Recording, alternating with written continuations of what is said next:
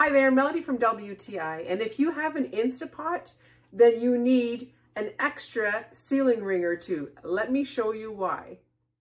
Yes, I am super excited about these rings because look at the difference between the two. As you can tell, I'm sure you'll know which one's the older one and which one's the newer one. It's the nasty yellow one. And let me assure you that the smell is no better. It stinks.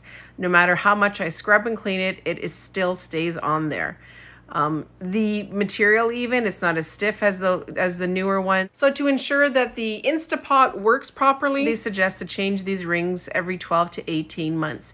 And they are super easy to change, just like you see here.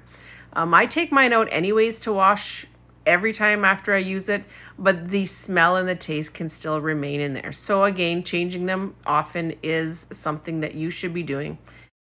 So dishwasher safe. They make your food safer, your food tastes great and doesn't transfer over onto your other ones. What more could you want? So out with the old and in with the new. Go get yourself your Instapot sealing rings. You won't regret it. That's my point of view.